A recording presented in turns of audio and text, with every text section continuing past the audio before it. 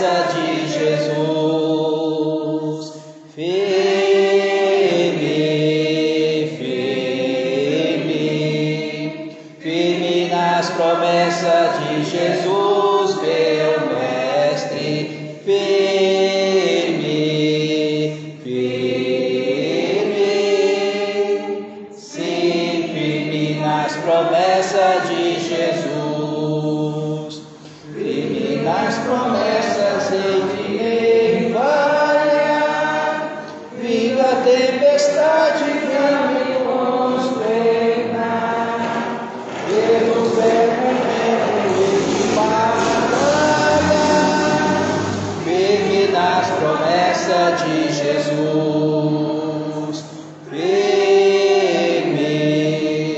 firme, firme nas promessas de Jesus, meu mestre. Firme,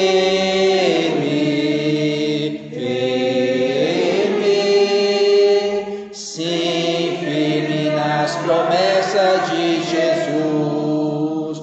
Firme nas promessas, sempre vejo assim, purificação do sangue para mim, plena liberdade gozarei sem fim. Firme nas promessas de Jesus. Firme, firme,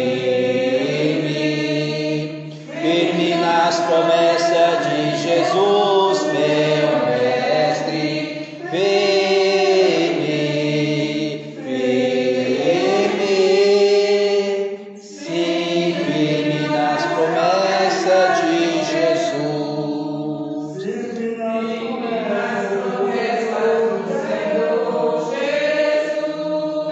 Em amor como a sua cruz, cada dia mais a iluminar. Firme nas promessas de Jesus. Firme, firme, firme nas promessas de Jesus, meu mestre. Firme, firme, firme nas promessas de Jesus.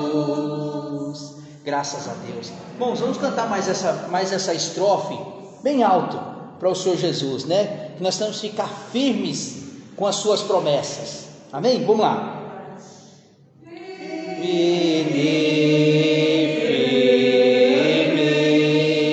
Firme nas promessas de Jesus, meu mestre.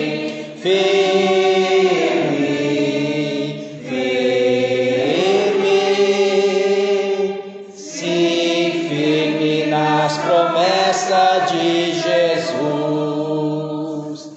Graças a Deus. Meus irmãos, por gentileza, abra aí a palavra de Deus, que está no Carta aos Filipenses, capítulo 2, Carta de Paulo aos Filipenses, capítulo 2,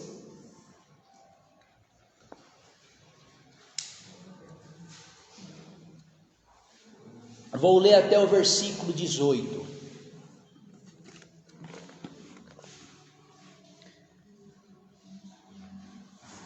Diz assim a palavra de Deus. Acharam aí, irmãos? Então vamos lá.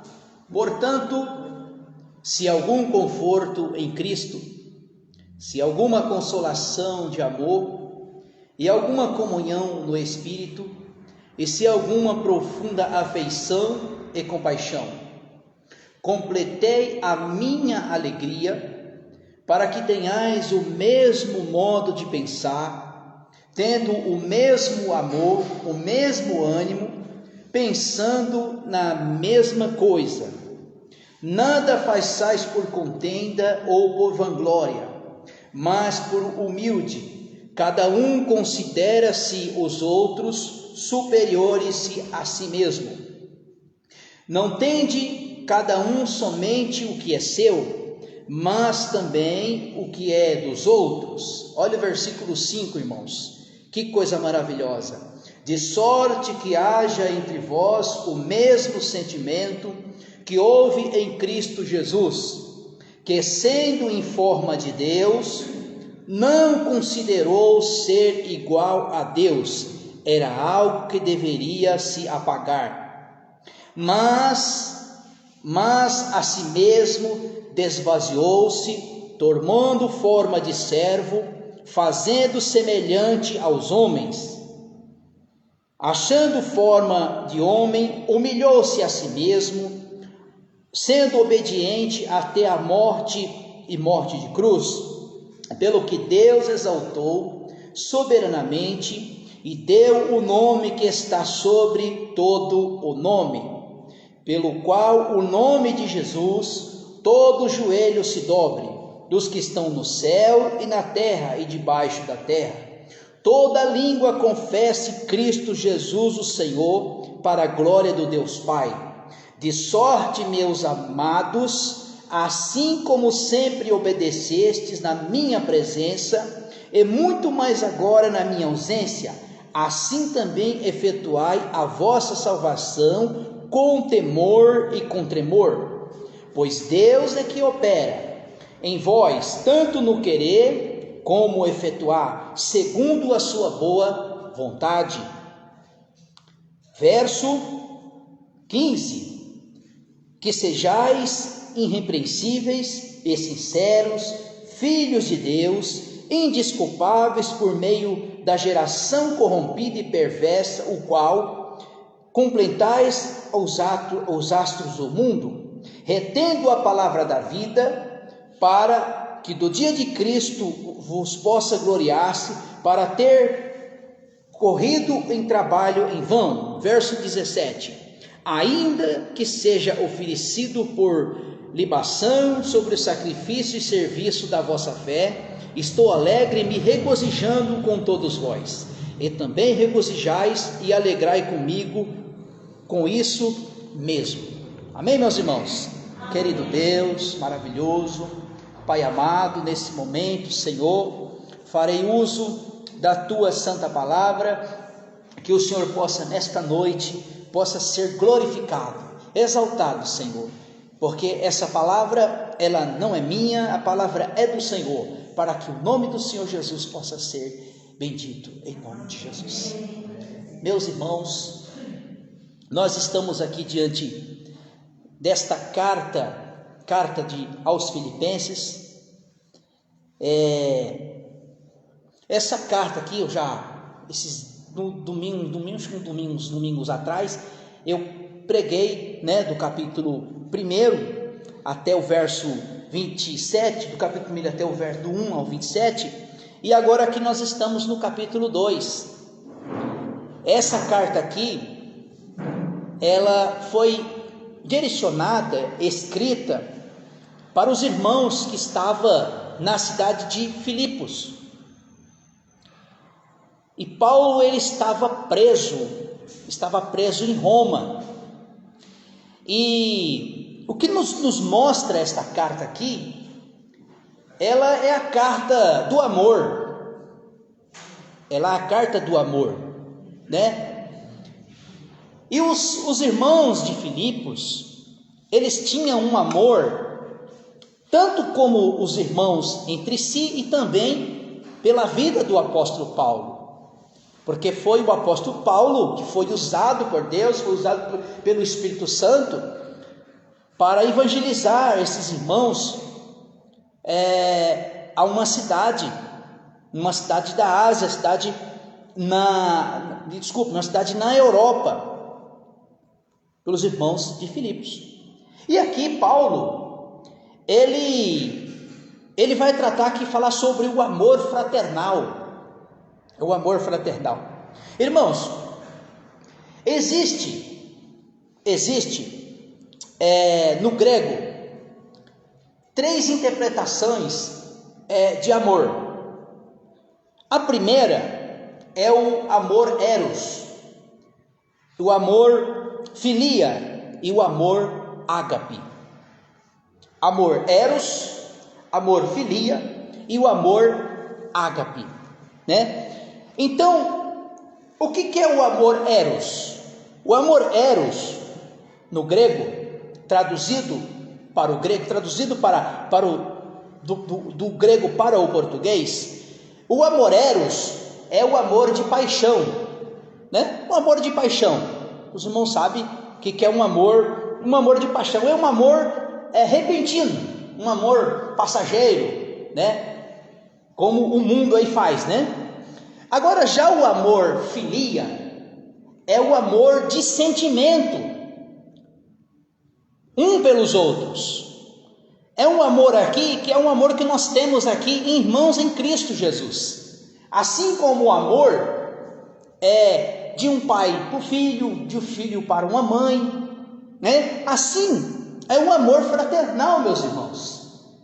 É o amor o que Paulo aqui vê naqueles irmãos, e o que os irmãos demonstravam para com o apóstolo Paulo, era o amor fraternal, é o amor filia. Veja aqui, que o versículo 1 diz assim, portanto, se algum conforto há em Cristo Jesus. Irmãos, nós só conseguimos esse conforto de amor somente em Cristo Jesus. Somente é esse amor que nós recebemos do próprio Deus. Se alguma consolação de amor, se alguma comunhão com o Espírito, se alguma profunda afeição e paixão, completei a minha alegria, para que tenhais o mesmo modo de pensar, tendo o mesmo amor, no mesmo ânimo, pensando nas mesmas coisas. Irmão, nós sabemos que aonde existe pessoas, seres humanos, nunca que nós vamos chegar a uma perfeição, né? Há ter momentos que no nosso lar, na nossa casa ou na igreja, de vez em quando a gente vamos ter alguns atritos, né? Nós vamos discordar uns dos outros, né? Mas esses atritos, eles podem ser momentâneos. Às vezes um irmão não concorda que o irmão faz de uma outra forma, o outro irmão não, e aí há aqueles atritos. Mas aqui Paulo está demonstrando, está mostrando aqui que esses irmãos, eles tinham algo em comum naqueles irmãos. Eles tinham um sentimento um pelos outros, não o amor eros, mas o amor filia. Ele tinha um sentimento pelos outros irmãos. Um exemplo, os irmãos querem tirar um exemplo disso? Como nós somos igreja, nós vivemos em comunidade, como igreja local.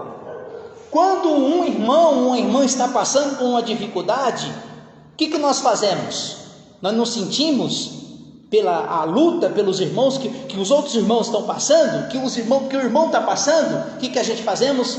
Irmãos, nos ajudem em oração, supra a necessidade desse irmão. Vamos ajudar esse irmão, né? Agora o pastor Eurico está passando por dificuldade, que nós estamos fazendo? Estamos orando, estamos intercedendo, estamos levando a Deus a necessidade. Esse é o amor filia. Aí Paulo, o versículo 3, nada façais por contenda, mas para o que é seu, mas cada um também para o que é dos outros. Versículo 5, de sorte que haja o mesmo sentimento que houve em Cristo Jesus. É aqui que fala do terceiro amor, que é o amor ágape. Esse é o amor perfeito. Este é o amor perfeito.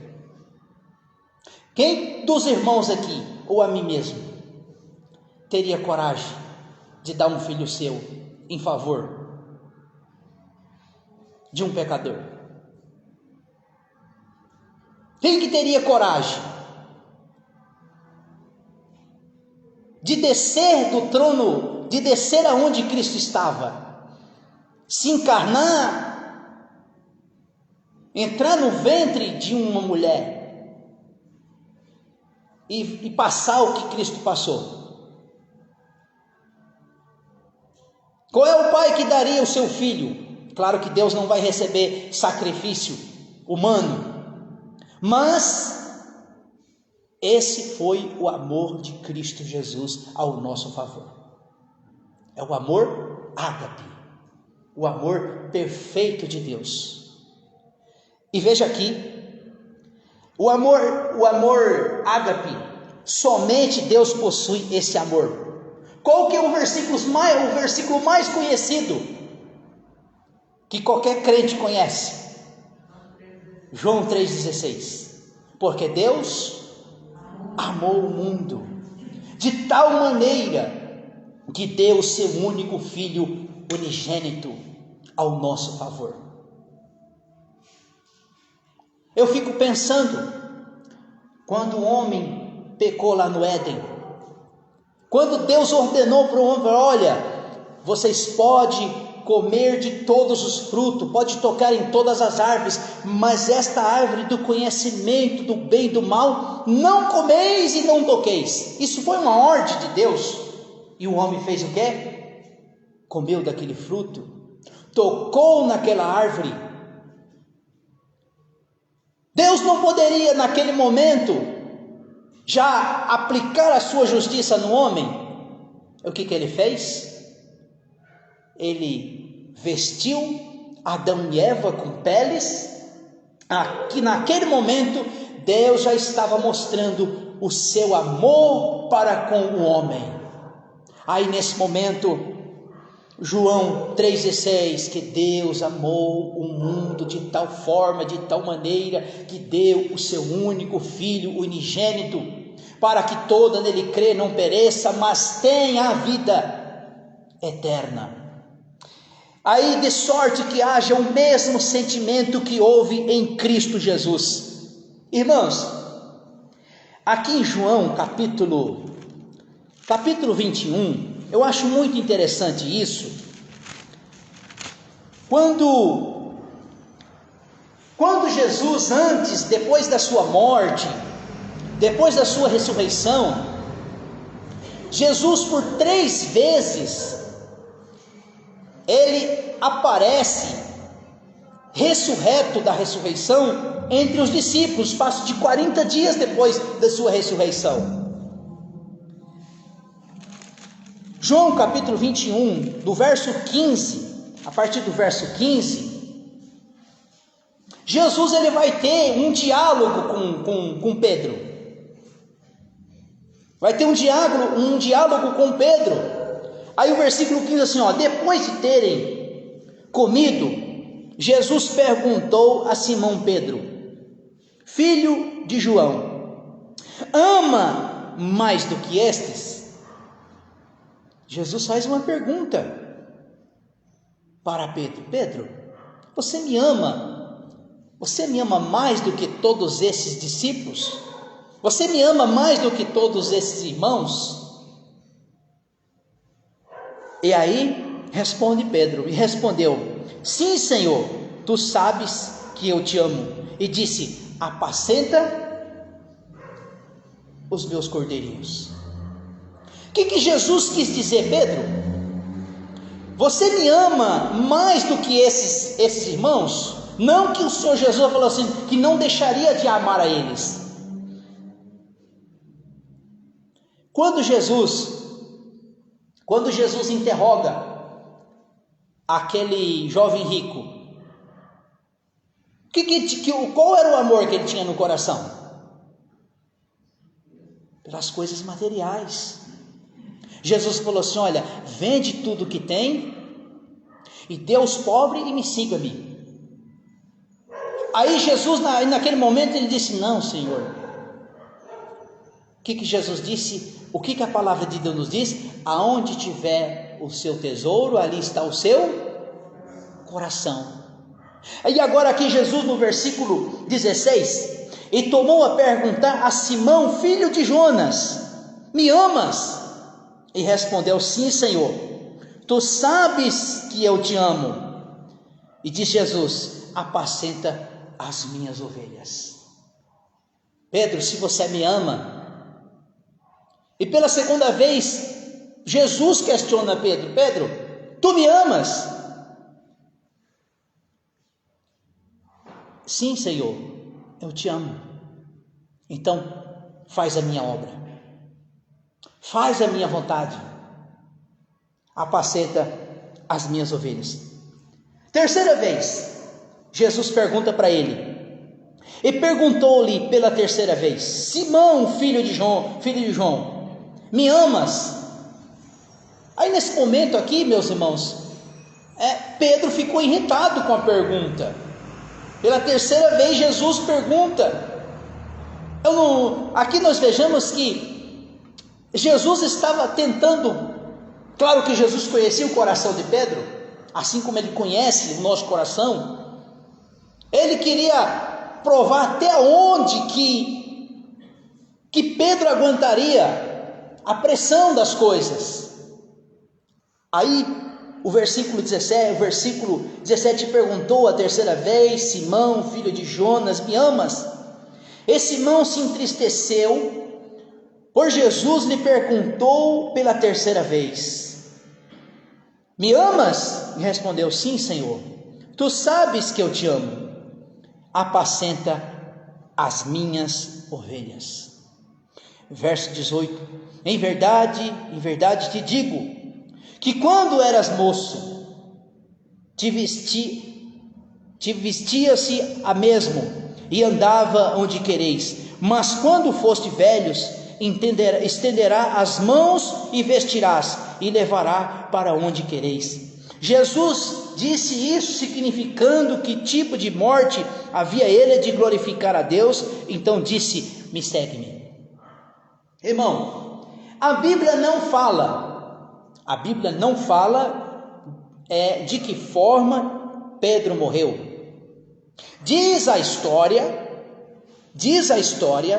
que quando Pedro foi para ser morto, ele disse: olha, vocês não me crucifiquem com a cabeça para cima, mas com a cabeça para baixo, porque Pedro disse: olha, eu não sou digno de morrer igual ao meu Senhor. Então isso demonstra que os questionamentos que o Senhor teve com Pedro, disse: olha, Pedro, tu me amas? Então apacenta as minhas ovelhas, apacenta os meus cordeirinhos.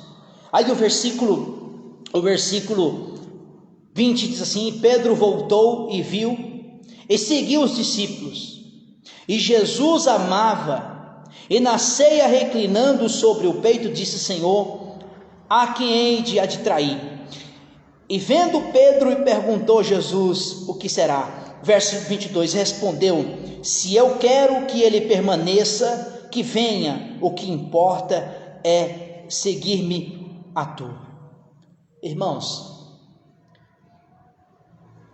a nossa condição há um tempo atrás de servir Jesus não era nenhuma, mas o que nos constrange e nos constrangeu? É o amor de Deus, o amor de Cristo Jesus nos constrange e nos constrangeu até agora. Então, o versículo 6 diz assim: que sendo em forma de Deus, não considerou ser igual a Deus, era algo que deveria se apagar. Irmão, não tem um versículo mais lindo na Bíblia, na palavra de Deus? João 1:1. O que diz lá? O verbo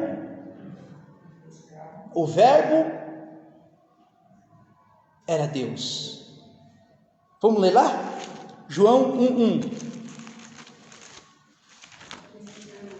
No princípio era o verbo era Deus. No princípio era o Verbo, e o Verbo estava com Deus, e o Verbo era Deus. Ele estava no princípio com Deus, e todas as coisas feitas por Ele, sem Ele nada o que se foi feito se fez. Nele estava a vida, e a vida era a luz dos homens. O que esse texto vai dizer aqui? Que Cristo, desde a eternidade, desde o princípio de todas as coisas, Ele estava com Deus. E agora o Verbo de Deus se fez carne. A palavra de Deus, o Verbo de Deus se fez carne e habitou entre nós.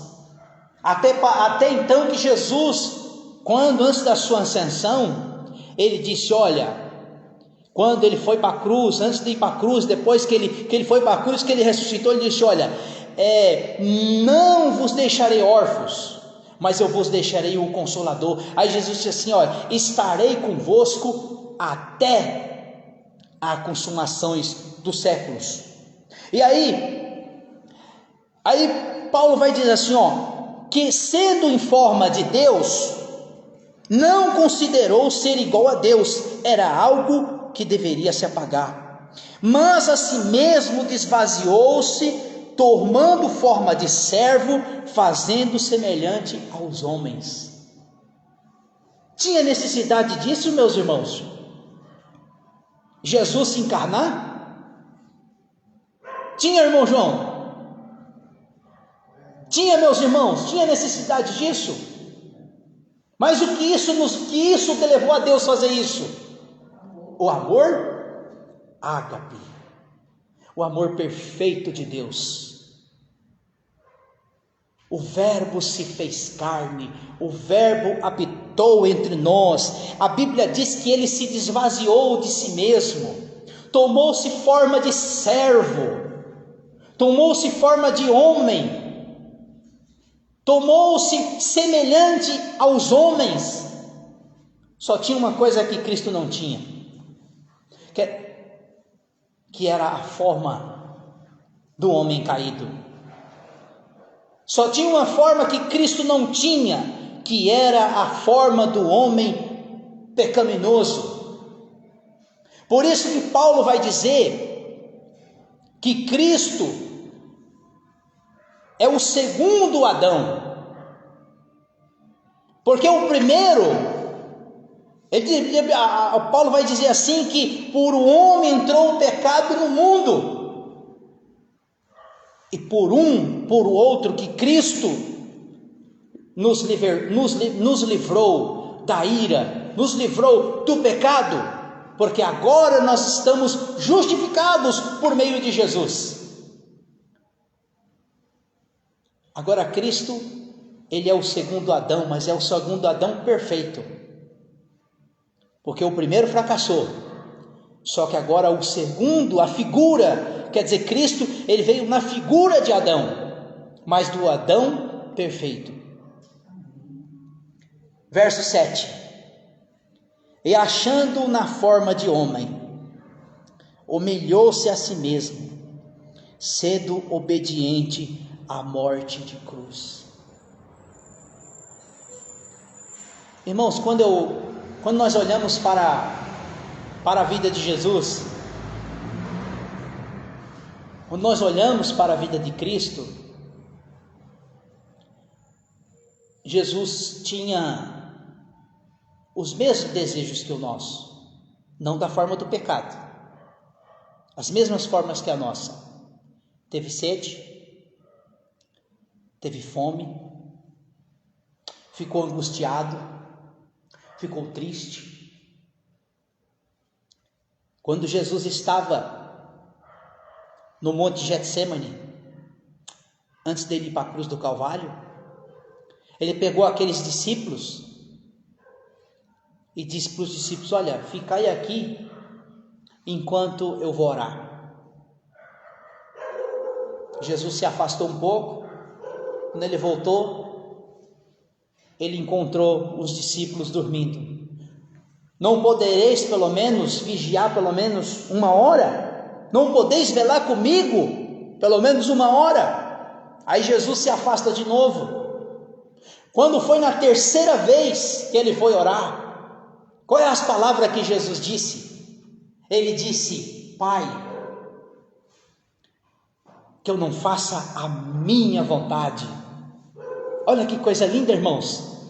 Ele fez agora, ele tornou-se forma de servo, tornou-se forma de homem. Naquele momento estava Cristo, o Cristo encarnado, o Verbo de Deus encarnado. Ele disse: Pai, que não faça a minha vontade, mas que faça a tua vontade, porque a minha alma está angustiada até a morte.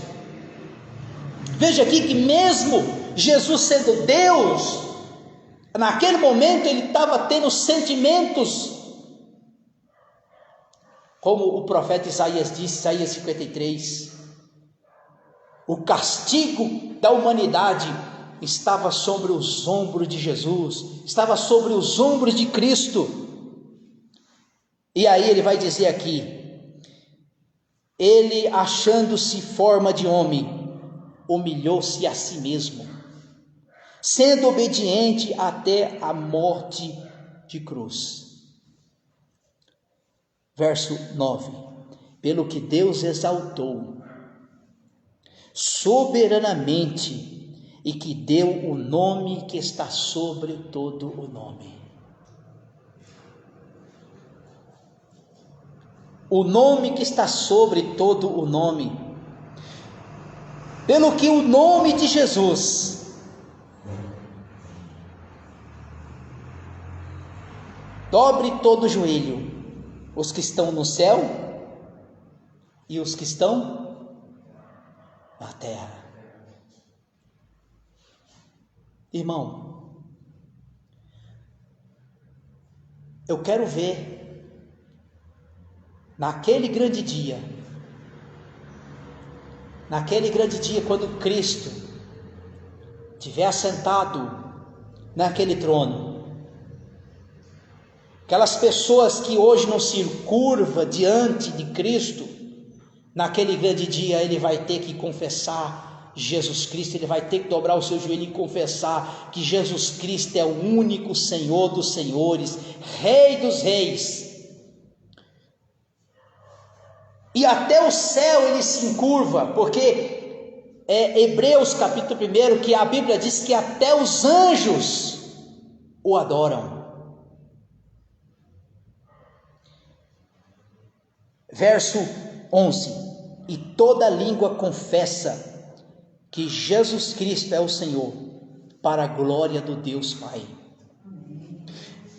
De sorte, meus amados, assim como sempre obedientes, não na minha presença, mas muito mais na minha ausência, assim também é feito a vossa salvação com temor e com tremor. Veja aqui que os irmãos de Filipenses, esses irmãos tinham uma afeição maravilhosa por Paulo. Ele olhava por Paulo como líder, e aí ele vai dizer assim: olha, de sorte, meus amados irmãos, assim sempre obedecestes, será a minha presença, e muito mais agora na minha ausência, e também efetuo a vossa salvação com temor e tremor. Irmãos, tem cristãos que ele é relaxado, ele não tem temor de Deus, ele não tem temor pelas coisas do Senhor. Para ele, tanto fez e tanto faz. Leva as coisas de Deus. Quando a pessoa foi salva, foi justificada, irmão, ele tem temor das coisas do Senhor.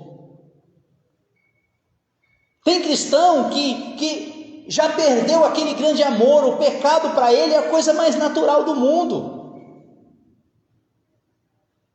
E aqui, aí Paulo vai dizer aqui, o verso 13: pois Deus é que opera em vosso tanto querer como efetuar, segundo a sua boa vontade. Irmãos, tem certas coisas na nossa vida, durante a nossa trajetória, a nossa caminhada cristã, algumas coisas nós podemos fazer, as outras coisas só dependem de Deus, só depende da vontade dele. Por isso que Paulo vai dizer assim, e é segundo a sua boa vontade. Tem algumas teologias por aí que essas teologias elas me enojam, que elas querem determinar o que Deus tem que fazer.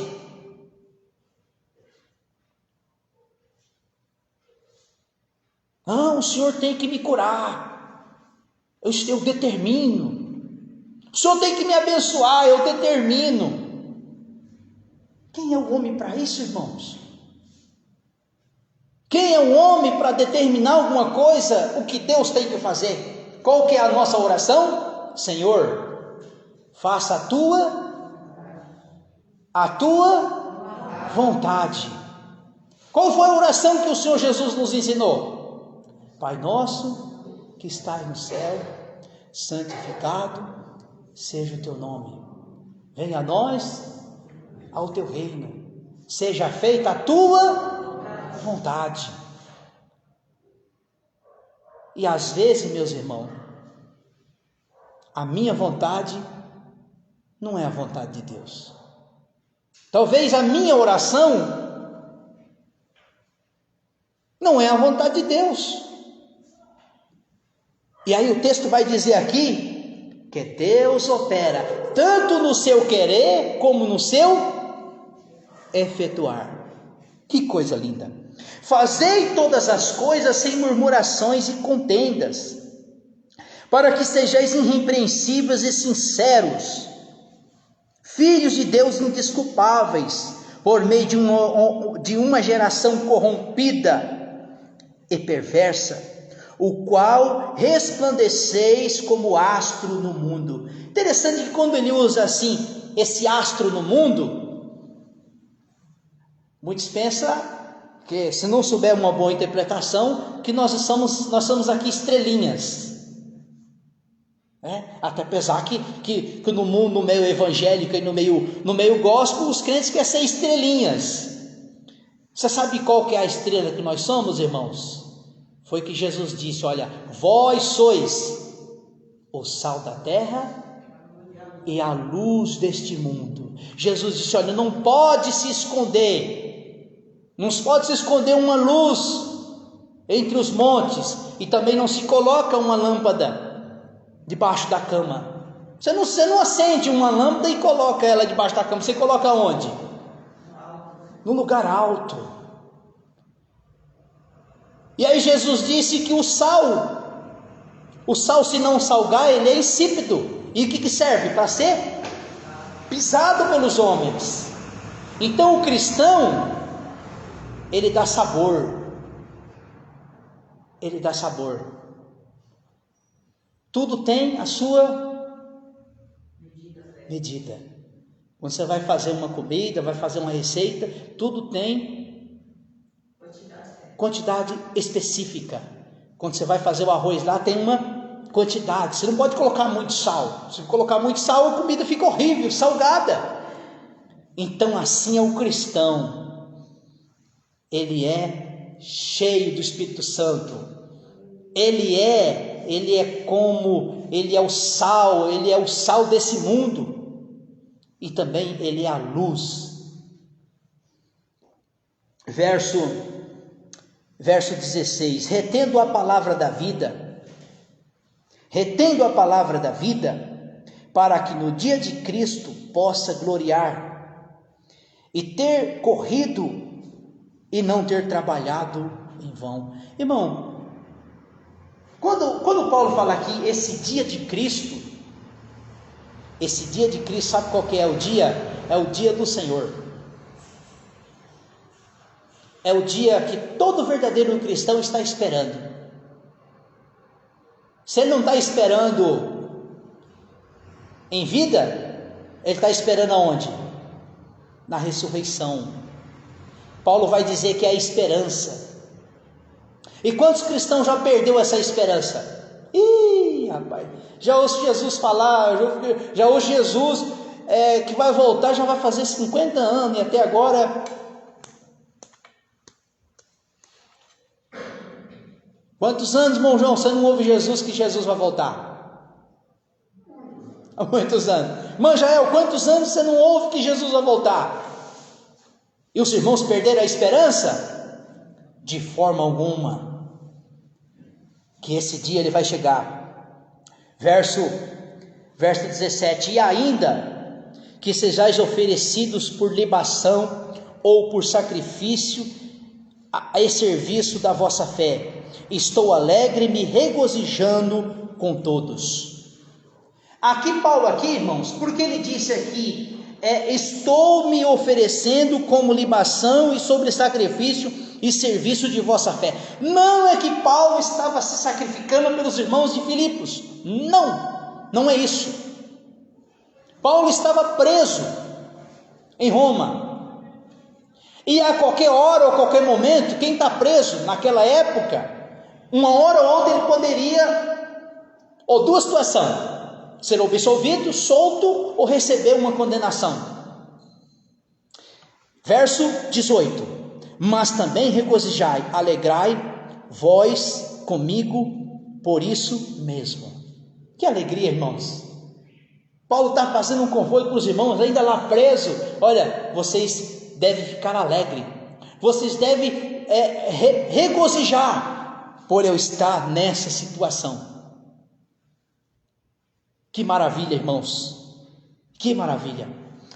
Mais algum texto aqui da palavra de Deus para nós terminarmos. Colossenses capítulo 1.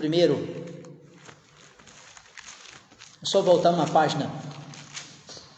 Colossenses 1,15 diz assim: ele é a imagem do Deus invisível, o primogênito de toda a criação. Por ele foram criadas todas as coisas que há no céu e na terra, visíveis e invisíveis, seja um trono, seja um soberano, seja um principado, seja um potestade, tudo foi criado para ele. Ele é antes de todas as coisas submetem a ele. Ele é o cabeça e o corpo da igreja, é o princípio primogênito entre os mortos, para que tudo tenha preeminência. Foi do agrado do Pai que toda a plenitude habitasse nele. É por isso, irmãos, é por isso que nós cremos no Senhor Jesus, porque toda honra, toda glória, toda exaltação, ela aponta só uma pessoa: Cristo Jesus. E o Pai? E o Pai? Quando nós estamos olhando para o Pai, nós estamos olhando para Cristo. Nós olhamos para o Pai, para o Cristo, nós apontamos só uma pessoa. E o Espírito Santo?